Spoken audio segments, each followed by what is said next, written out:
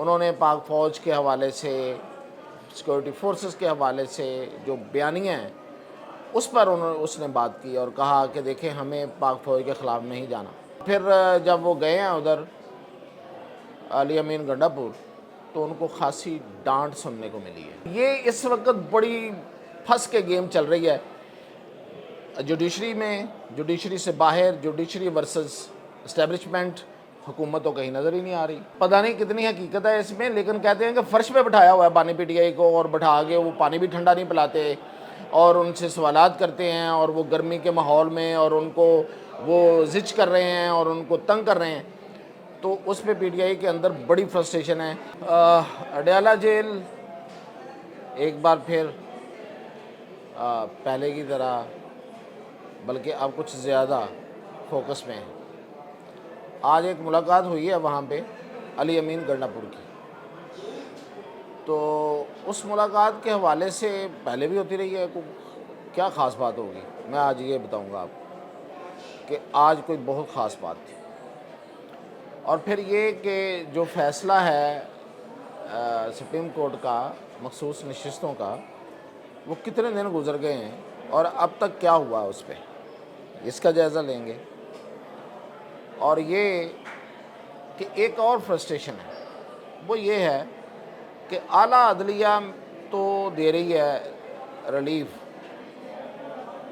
P T I کو اور عمران خان کو بقول حکومت کے، تو لوور عدلیہ تو بالکل ہی اس کے برعکس چل رہا ہے، اور اس حوالے سے بھی ایک فرسٹریشن ہے، وہ کہاں پہ ہے۔ تو پہلے شروع کرتے ہیں کہ علی امین گنڈا پور کی آج کی ملاقات کیسی رہی اور وہ کن حالات میں ہوئی۔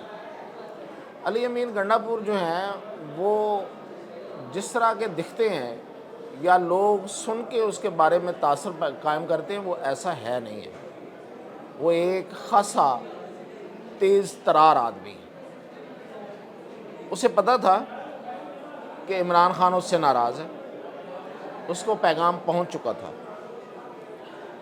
اس کے باوجود اس نے 2 دن پہلے ایک ایسا بیان ریکارڈ کروایا جو ان کا سٹینس ہے اس کے بالکل برعکس تھا، گو کہ وہ ملک کے مفاد میں تھا، اس میں کوئی شک نہیں ہے۔ انہوں نے پاک فوج کے حوالے سے، سیکورٹی فورسز کے حوالے سے جو بیانیہ ہیں اس پر اس نے بات کی اور کہا کہ دیکھیں ہمیں پاک فوج کے خلاف نہیں جانا، جو بھی ہے وہ آپ نے سن لیا۔ تو وہ جان بوجھ کے اس نے 2 دن پہلے یہ ریکارڈ کروایا، کیونکہ اسے پتہ تھا کہ اس کی ملاقات عمران خان سے ہے اور عمران خان اس سے کن باتوں سے ناراض ہے۔ اور دوسرا یہ ہوا ہے کہ آج جب وہ ملاقات کرنے گئے ہیں تو اس سے پہلے انہوں نے علی امین گنڈا پور نے کو 3-4 بڑی اہم ملاقاتیں کی ہیں اسٹیبلشمنٹ سے، اور اپنی طرف سے انہوں نے یہ بات کرنے کی کوشش کی ہے کہ دیکھیں میں عمران خان سے ملنے جا رہا ہوں، آپ مجھے بتائیں کہ میں کیا بات کروں، آپ کے پاس کچھ ان کو کہنے کو ہے تو میں ان سے جا کے ملاقات کرتا ہوں، میں بات کرتا ہوں۔ لیکن اس میں خبر یہ ہے کہ ادھر سے کہا گیا ہے کہ بھائی ہمارے پاس کہنے کو کچھ نہیں ہے، جو بھی کرنا ہے وہ انہوں نے کرنا ہے، ہم نے کچھ نہیں کرنا، ہماری طرف سے کوئی نہ آفر ہے، نہ کوئی ڈھیل ہے، نہ کوئی ڈیل ہے، یہ کہہ دیا گیا ہے۔ اور پھر جب وہ گئے ہیں ادھر علی امین گنڈا پور تو ان کو خاصی ڈانٹ سننے کو ملی ہے۔ وہ تو متوقع تھی، وہ ڈانٹ تو پڑنی تھی، وہ پہلے دیگر ذرائع سے یعنی کہ جو ملنے والے لوگ تھے ان کے ذریعے ان کو ڈانٹ وہ پہنچ رہی تھی کہ بھائی ہمارا سٹینس کیا ہے اور تم کیا کرتے پھر رہے ہو، تم تو بالکل ہی لیٹ گئے ہو اور تم ڈٹ کے نہیں کھڑے، اور تمہارا جو بیانات ہیں اور تمہارا جو بیانیہ ہے اس میں وہ سختی نہیں رہی۔ تو اسی طرح کی ایک بہت پہلے کچھ 2 مہینے پہلے بھی ایک اسی طرح کی بات چیت ہوئی تھی، اور بانی پی ٹی آئی نے اس میں بڑی سخت لہجہ اختیار کیا تھا۔ تو اس کے جواب میں علی امین گنڈا پور نے کہا تھا کہ جی میں حکومت چھوڑنے کو تیار ہوں، آپ کسی اور کو لے آئیں۔ تو آپشن بھی کوئی نہیں ہے۔ سب سے بڑی بات یہ ہے کہ کے پی میں علی امین گنڈا پور کے علاوہ کوئی آپشن نہیں ہے، کیونکہ کوئی اور آئے گا تو پارٹی کے اندر اتنی بڑی تقسیم ہوگی کہ شاید اس کو کانفیڈنس کا ووٹ وہ نہ لے پائے. مطلب جو بھی کنٹینڈرز ہیں، مطلب وہ شہرام ترقی ہے یا کوئی اور ہے، تو وہ نہیں کر سکیں گے. علی امین گنڈا پور ہی رہنا ہے جب تک رہنا ہے، اور وہ بالکل ساتھ چل رہا ہے، اسٹیبلشمنٹ کے ساتھ چل رہا ہے. تو وہ اس لحاظ سے خان کو وہاں تو، عمران خان کو وہاں تو کچھ نہیں، مطلب وہ جو مطلوبہ نتائج ہیں وہ نہیں مل رہے. لیکن خیر آج یہ کہا گیا ہے کہ بھئی تم اگر وہ جرگہ اور فلاں جو بنو کے حوالے سے انہوں نے جا کے بریف کیا کہ بنو واقعے پہ میں جو جرگے سے ملاقات کی ہے یا اس کے نتیجے میں جو انکوائری ہے اس میں مجھے آپ گائیڈ لائن دیں. تو انہوں نے کہا کہ ٹھیک ہے، گائیڈ لائن یہی ہے کہ تم نے اوپر رکھنا اپنے آپ کو، باقی جو ہے وہ کرنا تو مجبوری ہے. اب وہ بھی سمجھ گئے کہ یہ تو مجبوری ہے. اب ہم آتے ہیں کہ جو فیصلہ آیا تھا اس میں اب تک کیا ہوا ہے. تو فیصلہ آیا تھا 12 تاریخ کو، 12 جولائی کو، آج ہے 23، تو 12 دن ہو گئے. کل 13واں دن ہو جائے گا. 15 دن کا ٹائم دیا تھا عدالت نے کہ 15 دن کے اندر اندر جو پی ٹی آئی ہے ان کے لوگ جو سنی اتحاد میں گئے تھے وہ چھوڑ کے اس طرف آ جائے. اب وہ پروسیس جو ہے وہ کہاں تک پہنچا ہے کوئی اطلاع نہیں ہے. اور اگر تو 2 دن، ویسے آرڈر میں یہ کہیں نہیں لکھا ہوا کہ 15 ورکنگ ڈیز، اس میں سمپل 15 دن لکھا ہوا ہے، اور 7 دن اوپر بھی ہیں، 22 بن جاتے ہیں اس لحاظ سے. لیکن اگر 15 دن پورے کرنے ہیں تو وہ تو پورے ہو رہے ہیں جمعے کو، اس کے بعد 7 دن اگلے شروع ہو جائیں گے. لیکن ابھی تک الیکشن کمیشن نے جو پہلے ارکان جنہوں نے حلف اٹھایا تھا مخصوص نشستوں پہ جو نون لیگ کو اور باقی پارٹیوں کو دی گئی تھی، ان کو ڈی نوٹیفائی نہیں کیا. یعنی کہ وہ سیٹس ویکنٹ نہیں ہیں. گو کہ پی ٹی آئی اپنا کام کر رہی ہے، انہوں نے پنجاب میں بھی اپنے لوگوں کی فہرست جمع کرا دی ہے، اسی طرح کے پی میں بھی اور باقی جگہوں پہ. لیکن جو مخصوص نشستیں دوسروں کو دی گئی تھی، الیکشن کمیشن نے اس کو ڈی نوٹیفائی نہیں کیا. اور چیمبر میں ابھی تک کوئی ملاقات نہیں ہوئی الیکشن کمیشن کی طرف سے. یہ ملاقات کیوں ہونی ہے؟ آپ کو پتہ ہے کہ جو الیکشن کمیشن نے پریس ریلیز جاری کی اپنے اجلاس کے بعد، تو اس میں انہوں نے کچھ اعتراضات لگائے، یعنی کہ کچھ ابہام کا اظہار کیا کہ یہ جو فیصلہ اس میں یہ چیز ہے، یہ چیز ہے، یہ چیز ہے. تو ظاہر ہے کہ وہ کلیئر کرنی ہے. عدالت نے تو خود کہا تھا کہ آپ نے کلیئر کرنی ہے تو ہمارے پاس آ جائیے گا.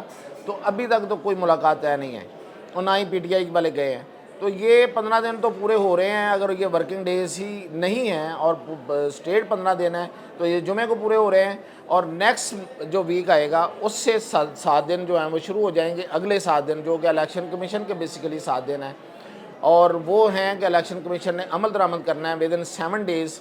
تو وہ شروع ہوگا پیر سے، اور پیر سے آگے پھر 2 دن اگلے، آپ کہیں کہ اگلے ہفتے سے اگلے ہفتے کو، یعنی کہ وہ جا کے تو 7 دن بھی پورے ہو جائیں گے.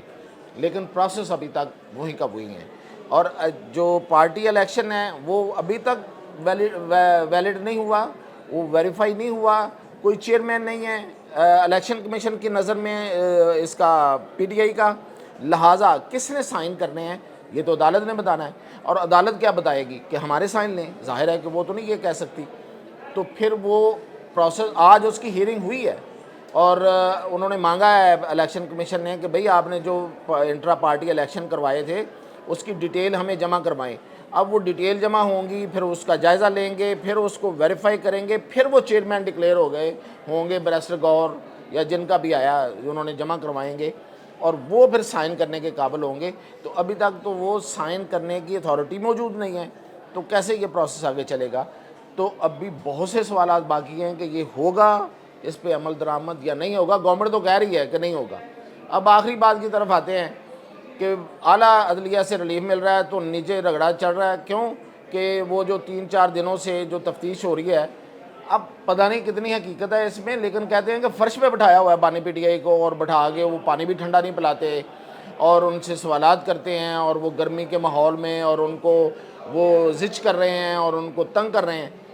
تو اس پہ پی ٹی آئی کے اندر بڑی فرسٹریشن ہے کہ دیکھیں اعلیٰ عدلیہ سے ہمیں ریلیف کا تو الٹا ہی فائدہ ہو گیا، نقصان ہو گیا. کہ جی وہ ریلیف دے رہے ہیں اور نیچے جو ہے نا ہمیں مزید رگڑا چڑھنا شروع ہو گیا، اور خاص طور پہ ہمارے چیئرمین کو. اور آج انہوں نے چیف جسٹس اسلام آباد ہائی کورٹ کے خلاف ریفرنس بھی بھیج دیا ہے پی ٹی آئی نے، جس پہ سائن ہے چیئرمین پی ٹی آئی کے. اب وہ دیکھیں وہ ایک پریشر ٹیکٹک ہے کہ ایک طرف اگر باقی ججز جو ہیں وہ پی ٹی آئی کے حق میں ہیں تو ان کے خلاف ریفرنسز جائیں گے جو اسلام آباد ہائی کورٹ کے ہیں، تو ہم بھی بھیج دیتے ہیں تاکہ یہ بیلنسنگ ایکٹ ہو، اس پہ عمل درآمد ہوگا تو اس پہ بھی ہونا چاہیے. تو یہ اس وقت بڑی پھنس کے گیم چل رہی ہے جوڈیشری میں، جوڈیشری سے باہر، جوڈیشری ورسز اسٹیبلشمنٹ. حکومت تو کہیں نظر ہی نہیں آ رہی، حکومت تو کہیں ہے ہی نہیں. وزیر اعظم کہیں، مجھے تو ان دنوں اگر کہیں نظر آئے ہیں تو وہ کوئی ٹیکنیکل قسم کی کوئی باتیں کر کے وہ بھی غائب ہو گئے ہیں. تو وہ چل اور یہ دونوں کے درمیان سخت اس وقت جو ہے نا وہ گمسان کا رن ہے، اور بہت تشویشناک خبریں بھی ہیں کہ کوئی ایسی کھچڑی پک رہی ہے کہ کہیں لا اینڈ آرڈر کی صورتحال پیدا ہونے جا رہی ہے. اس کی طرف تمام ریاستی اداروں کو اور انٹیلیجنس ایجنسیز کو الرٹ رہنا ہوگا اور آنکھیں کھول کے رہنا ہوگا.